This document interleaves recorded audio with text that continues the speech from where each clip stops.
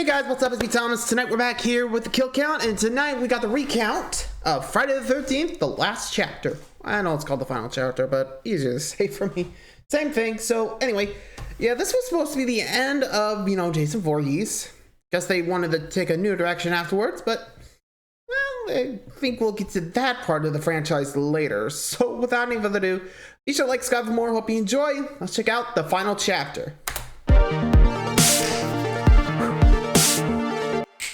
Welcome to the Kill Count, where we tally up the victims in all our favorite horror movies. I'm James A. Janice, and today we're looking at Friday the 13th, the so-called final chapter. By 1984, the slasher subgenre was waning, after countless bloody low-budget affairs had flooded the horror market. Though the Friday films were profitable, they weren't respected by non-horror fans. The disparagement was starting to weigh on producer Frank Mancuso Jr., who decided to end the series so he could pursue other projects. I really want to bring this thing to an effective close. You may remember Frank Mancuso Sr. from the first Friday recount. He was the Paramount executive who helped get the original film released. His son, Frank Jr., started working on the Friday sets during Part 2. First as a production assistant, but quickly becoming a producer by time Part 3 rolled around. Mancuso was the closest thing to a showrunner the Friday franchise ever had, which might explain why the first four feel so samey. He called them exercises in commerce. They were there to make money, not to be art. Steve Miner declined to direct another installment, so Mancuso hired Joseph Zito to helm the final chapter, which would again be shot in Southern California. Zito was suggested by Boston moneyman Phil Scuderi because of his 1981 film The Prowler,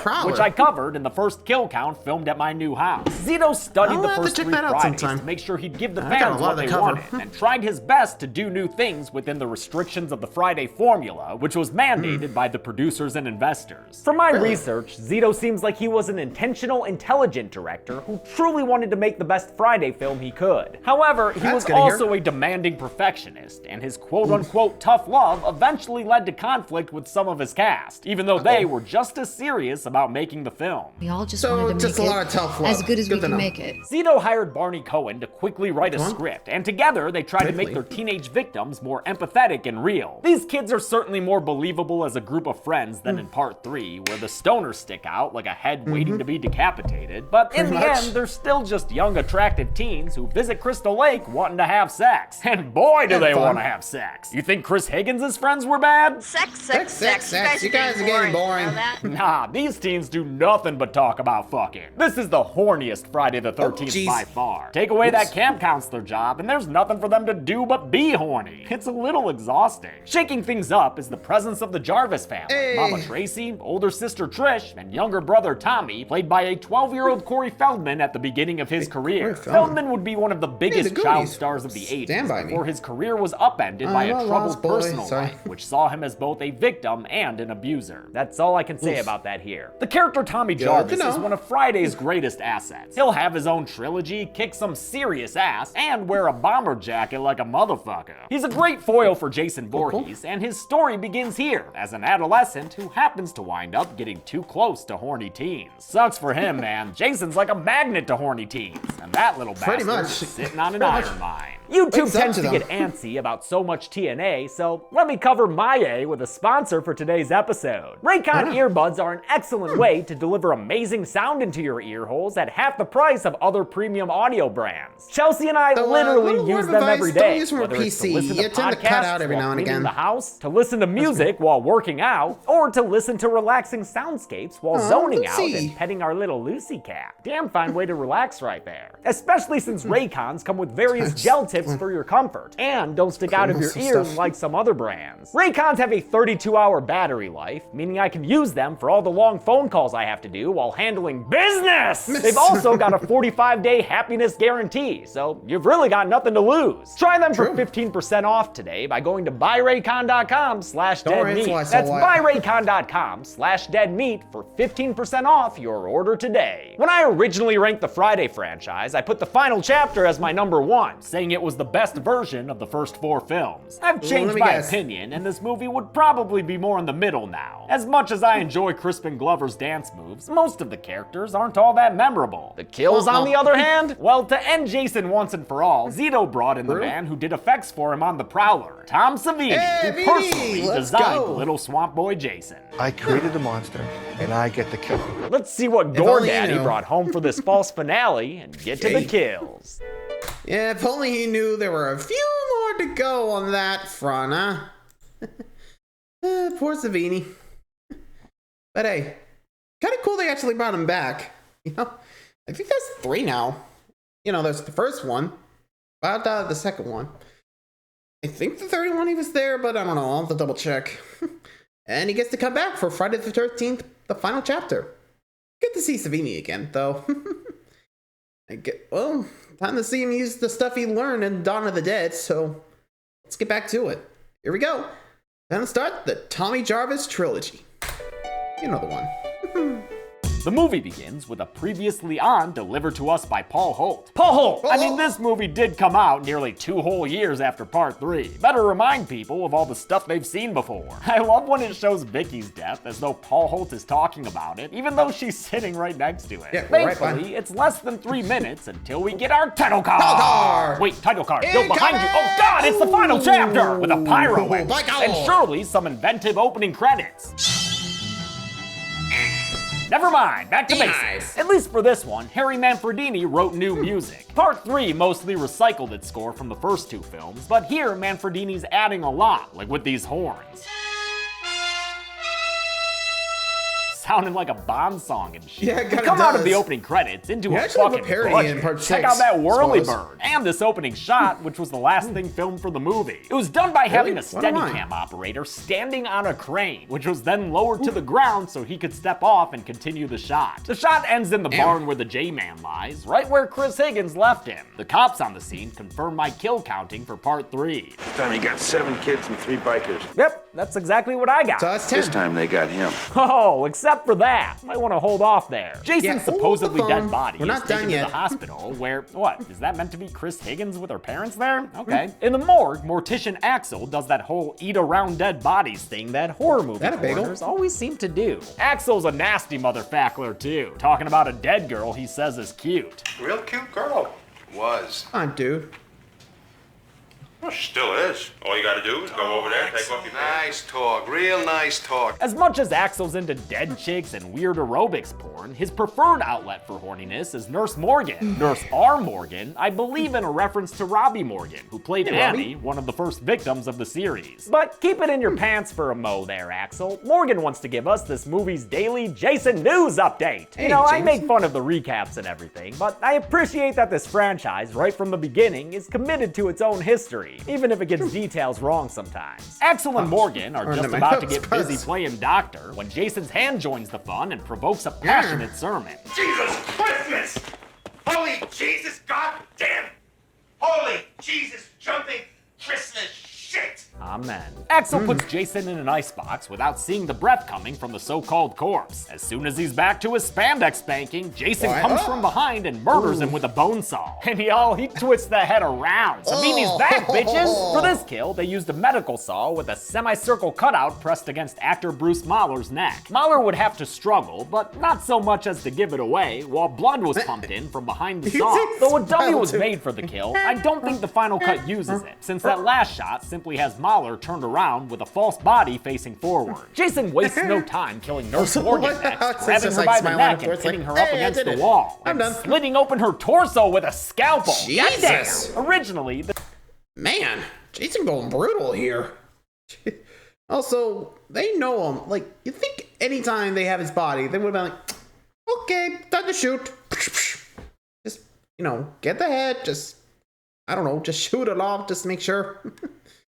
Gotta make sure that thing's dead. Otherwise, well, good luck with the recounts. Anyway, moving along.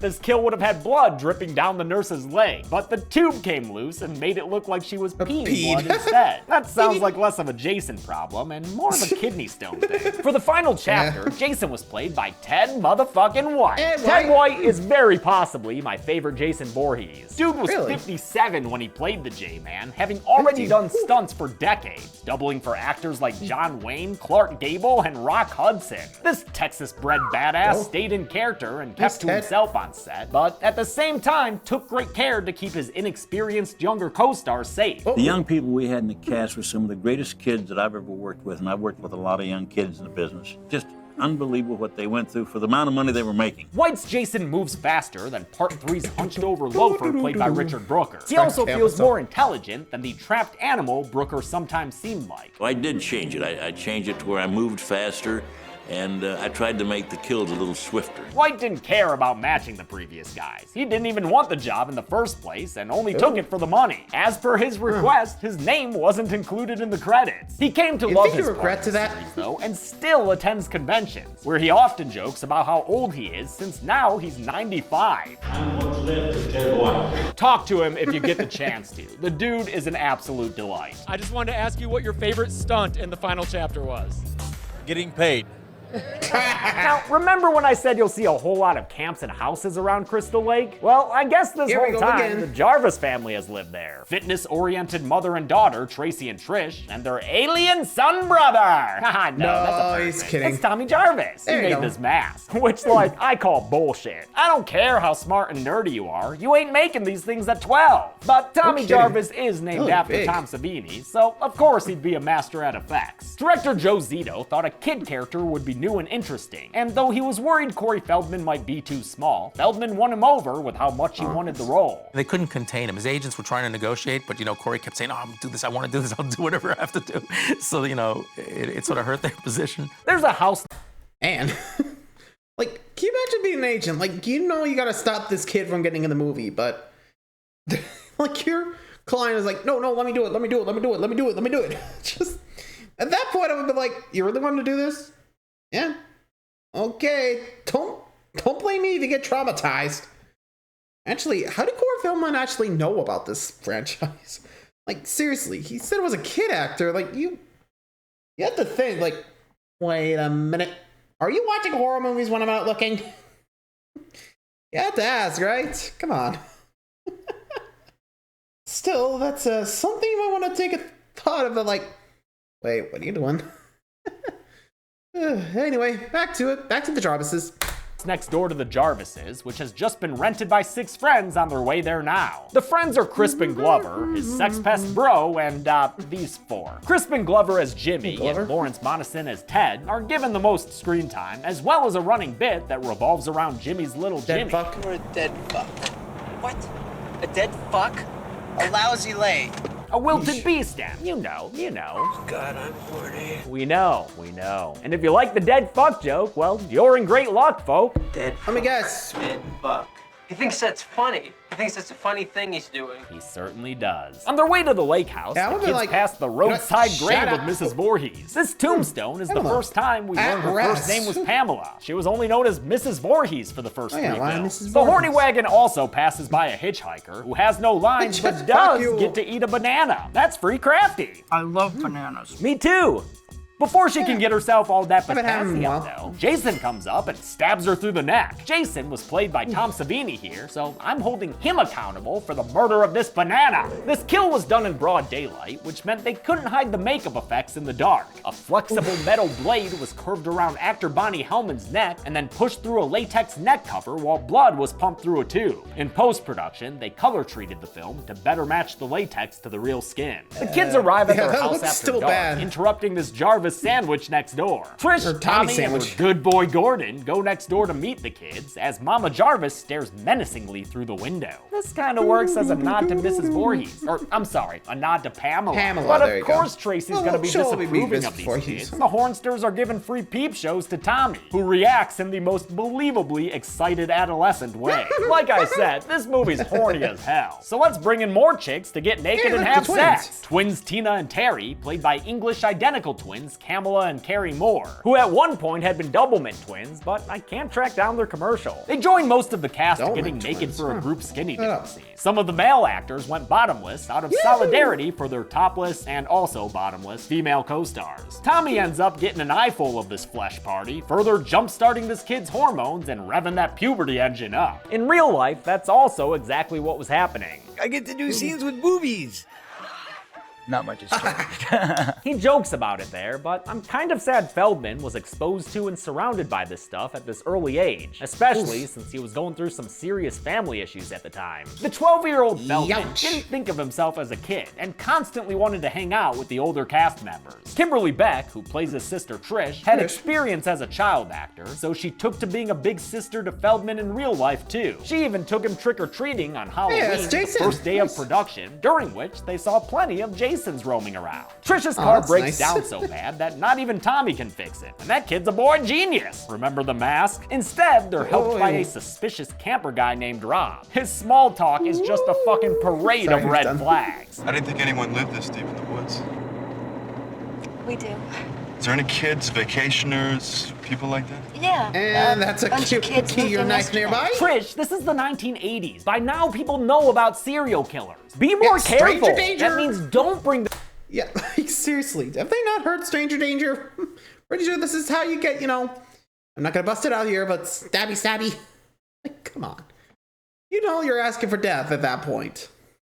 Anyway. This guy inside your house and let him go into the 12-year-old's room. Nah, I'm just playing. Rob's cool enough, I guess. Sure, let him camp out in the woods outside your home. Whatever. Next door, the kids are engaging in ritualistic mating behaviors, including a dance that Crispin Glover came up with on his own. He reportedly would dance this way in clubs around LA, and it was so fucking weird the other actors couldn't stay in character during the first take they did. We lost the first take because people were just so astounded by how it looked. Glover was picked by Zito because of how unique he was and kept mostly to himself on set, always the brooding artist. His career would really take off the following year with Back to the Future, which also featured a small appearance by Lisa Freeman, who played Nurse Morgan. Samantha, whose character is likes to have the sex, is dating this doofus Paul, who's in the running for most forgettable character of the franchise. Shitty boyfriend too. He ditches Sam for Tina the Twin. You don't mind, do you? Actually, I was thinking about taking a little swim. Yo, a swim? That can only mean one thing in a movie this horny. A totally senseless skinny dipping scene! And this one's not only gratuitous, it was also negligent. It wasn't filmed as a closed set, so the entire crew was there, all standing around as 19-year-old actor Judy Aronson got naked. Co-star Barbara Howard says it was not done in a protective, sensitive way. Samantha spends some freezing moments by herself in a raft in the lake, and is killed when Jason pops up out of the water to stab her in the funny organ.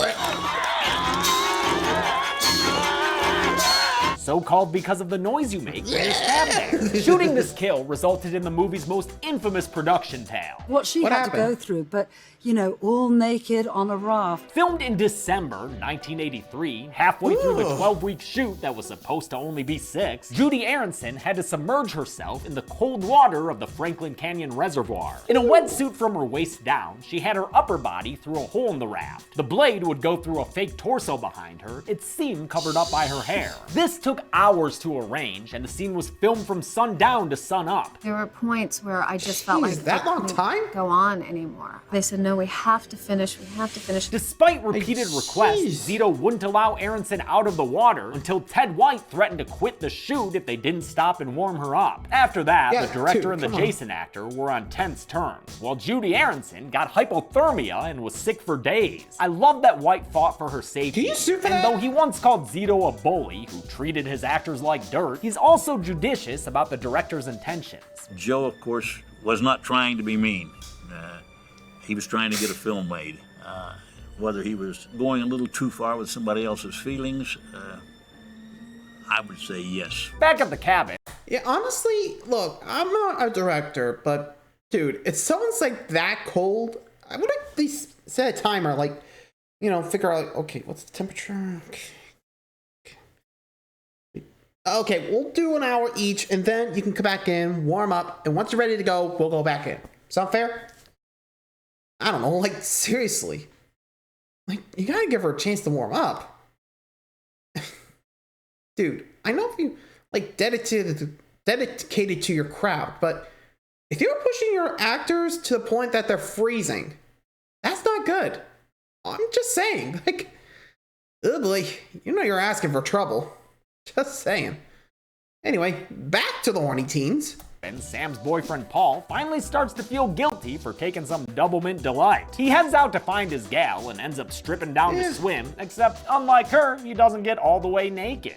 After seeing her dead, he does get a death that's more painful on screen. Jason stabs him in the groin with a harpoon gun and pulls the trigger. What a sight that is. Actor Alan Hayes was suspended on a wire system for this kill, which they didn't necessarily get the hang of right away. With Paul gone, Tina needs another source of vitamin D, and this chick is so horny, she'll hook up with Jimmy, despite bearing witness to those dance moves. Notably, she is not so horny that she'll settle for Ted. Probably because earlier, that creep was grabbing her by the neck and shit. Oh man, and look at Terry after Tina takes Jimmy upstairs. A face of total resignation at the fact that she's stuck with his asshole now. That is just the saddest sit down I've ever seen. Can you prove her wrong and behave any better, Ted? Want to give Teddy Bear a kiss? Come on, dude. She definitely heard you say that to her sister. Are you sure you're not the dead fuck? Want to give Teddy Bear a kiss? You're so bad at this, Ted. Ted eventually finds some ye oldie time porn, and while he fixates on that, Jimmy gets the real deal upstairs with Tina. Terry's tired of all this bullshit and would like to please go home now, please, but Tina says to leave without her, so Terry heads out in the rain by herself. There, Jason spears her during a lightning flash in one of the best and most creative off-screen kills I've ever seen. Nice. Unlike the next one that happens with poor Mama Jarvis after she gets home to find that her kids aren't there. She looks for them inside and outside the house and is killed off screen with a look of terror on her face. Originally, we would have seen more of Tracy Jarvis's death in an ending pitched by producer Frank Mancuso Jr. and moneyman Phil Scuderi. The morning after everything ended, Trish would go upstairs and find her mom's dead body in the tub. The nightmare would then be revealed as a full-on hallucination. Really glad they didn't use that. This series did not need a fourth dream sequence ending. Trish and Tommy get back home to find their house deserted and dark. Trish heads out in the pouring rain in an oversized men's shirt wrapped in a belt, looking for the tent camping hitchhiker man she met earlier that day. Oh, there he is. What the hell are you doing here? What are you trying to do? Kill me? I mean, in most cases, does, yeah. That's exactly what he'd be doing. You've got to be more careful. Rob reveals his backstory, which is another strand of continuity for these films. He's here hunting Jason because he killed his younger sister, Sandra. She's not shown in a flashback, but Sandra was the underage chick in part 2 who got impaled in bed with a spear. I love this stupid, needless connection so much. I don't even care that it doesn't make sense timeline-wise. Rob likely wouldn't know his sister was dead or have time to start hunting Jason. Sandra was killed on Friday the 13th. Jason had his 3D adventure on Saturday the 14th, and the final chapter immediately follows part 3, making today, Sunday the 15th, only 2 days after Sandra was killed. Parts 2, 3, and 4 take place over a single weekend. I feel like a lot of people don't realize that. With his lovemaking complete, Jimmy puts a period on his character timeline, I guess. Wish I had dead.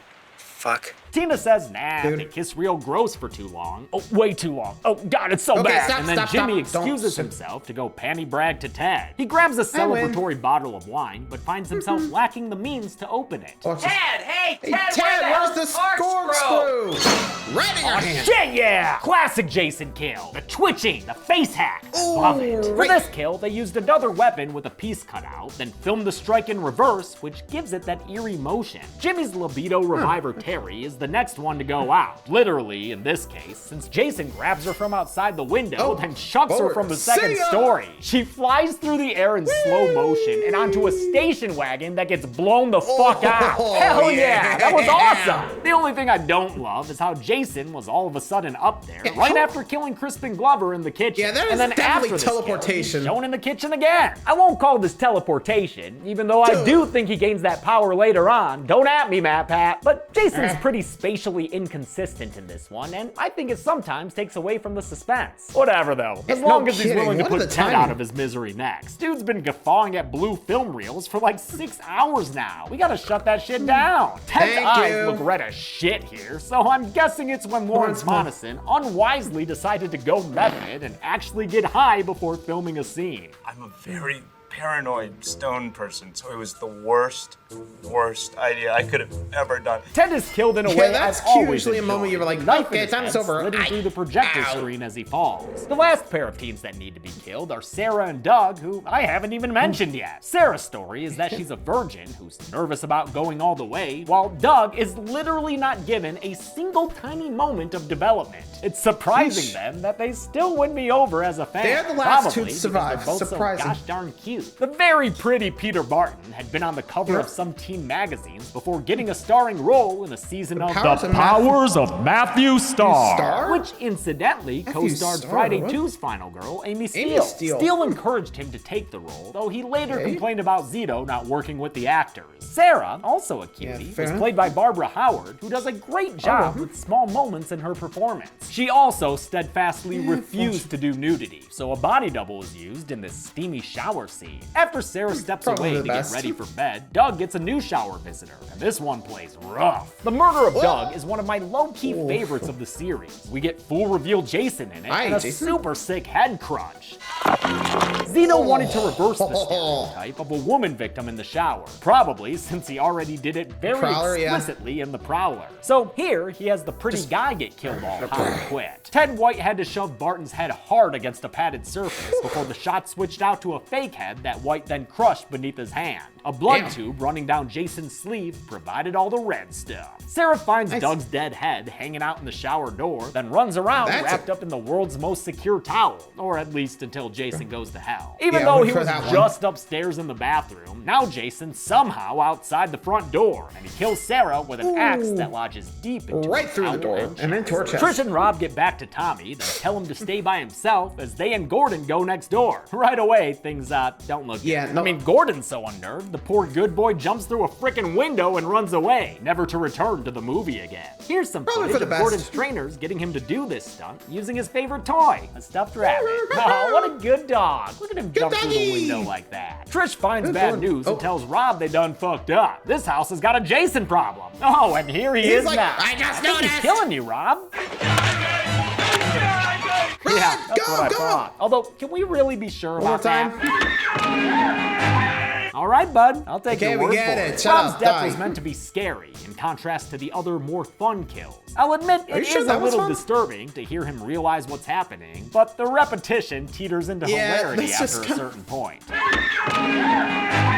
Now that Rob's dead, Trish can begin her final girl circuit. Perhaps a double-mint corpse to start things off? A little bit of Glover in the doorway. Oh, Jason is not interested in any Glovers in the doorway. Ouch. Trish's racer picks up a You're the one that put him there. Gets back home to TJ. So now both of them can enjoy a course classic, a body being flung through a window. This scene was choreographed to a beat, but Zito lied to Corey Feldman about when Jason would reappear. The window crash and grab took Feldman by complete surprise. Scared the shit out of me. That is real pants-shitting terror on his face there. I'm not sure how seriously it scared the poor kid. Are you okay? Are you okay? No, I'm not okay. I was not okay, and I was not okay for quite a while. I can't help but feel like Ted White enjoyed doing that. Jason and Tommy weren't only adversaries. The only person that I didn't get along with or was afraid of was Ted White. He was a mean little kid. Sounds like a culture clash between the old school White and the rowdy pubescent Feldman. He wasn't very well-mannered. That was kind of hard for me to relate with because I wasn't real the cowboy type. That conflict is kind of hilarious to me, especially since White was fair as always and complimented Feldman's performance. As mean as he was very good in the film. I liked him. I liked the way he did it, and I liked the way he worked. I felt like he had the energy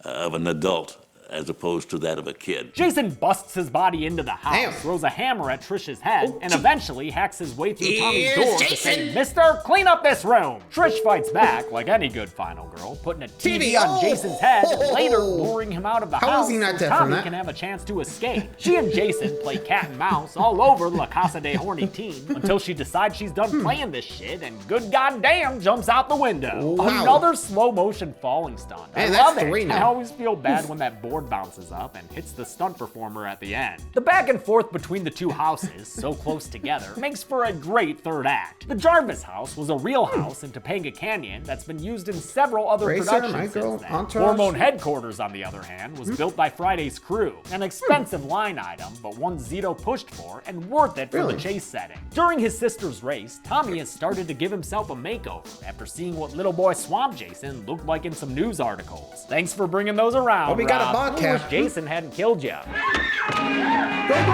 No, he's killed you. We know. Now, man. Stop, Rob. Trish nearly whacks Jason when he tries to sneak up on her, then lands an awesome hit with the machete and splits his hand apart. God, I love this effect. It's one of my all-time favorites. Also, look at his like hand. many others in this movie. Look at it was done by Jason's shooting hand. the Hot action damn. in reverse. A very groany Jason eventually disarms Trish and knocks her down, but before he can kill her, Tommy runs downstairs and starts yelling at him. Jason! Great addition to the score here, with a theremin-sounding version of the Friday theme. Perfectly matches the mind games Tommy plays with Jason. Remember me, Jason? Jason, don't you remember? The distraction gives Trish the chance to strike Jason, knocking off his mask and revealing a gnarly face, one modeled after his original Swamp Boy look. Tommy Jarvis then grabs the machete and hacks into Jason's head with it. The big man falls to the ground and is killed in another one of my absolute favorite effects. And yes, Jason dies here, especially after Tommy freaks out and goes ham with the machete. Well, at least Tommy's double tapping. We'll give him that. Killing Jason was always going to be a big deal, so it's a good thing Tom Savini had a kick-ass crew working with him. Kevin Yeager, who would later create the OG Chucky animatronic, Alec Gillis, who would go on to help make Goro in the first Mortal Kombat movie, and the late John Vulich, whose work we've also seen a lot on the Kill Count before. Vulich made the split head effect and did Grandpa's makeup in Texas Chainsaw 2, and he also did Bub the Zombie in Day of the Dead, where he worked under Savini. It's Vulich's collection of masks we see in Tommy's room, and it was Vulich who suggested Jason be killed with a machete, after producers shot down Savini's initial idea. That one involved a microwave gadget Tommy would use to explode Jason's head. Such finality was embraced by Savini and Zito. It was my impression that there was never going to be another Friday the 13th. I was told that this is the last one. That's why the first machete plan was to split Jason's head open vertically, top to bottom, or barring that, saw a good-sized chunk of it off. But the producers or the studio or someone said to make it a less final death, cluing the filmmakers in that there'd likely be more Jasons in the future. In any case, this kill still kicks ass. The strike was filmed in reverse, as this great footage with Ted White shows, while the machete face slide was done with a puppet manipulated by lots of people, some operating the cable-controlled expressions, others pumping blood in to make it bleed. With the fake-out dream sequence cut, we jump to our final scene in the hospital. Trish wakes up and sees Tommy, then hugs him in a way to hide his bald cap wrinkles. Zito wanted Feldman to actually shave his head at first, but the kid's agents weren't about to allow it. Not with pilot season coming up. Feldman instead wore a bald cap every day for 2 weeks, and he cites that as the reason he was so sick and frustrated by time they wrapped. He even says he was thinking of Zito while he was yelling, "Die!" The movie ends with Tommy staring into the camera and looking disturbed. Again, always look out for your actors, otherwise they might do that. How many people got caught in the pages when Mancuso tried to close the book on Jason? Let's get to the numbers and count! Count them! Count! Literally. Count!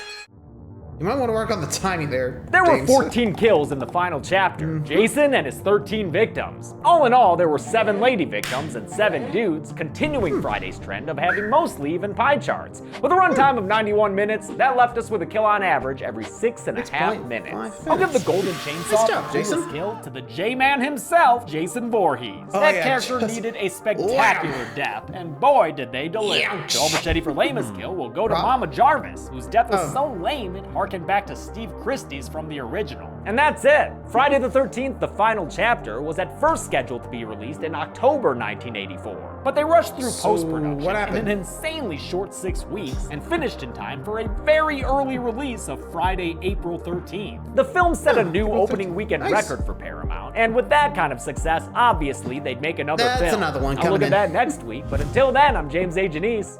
This has been The Kill Count. Yeah. That happened. Just when you think you got him, nope, he's coming back for another round. Anyway, so hope you guys enjoyed that one.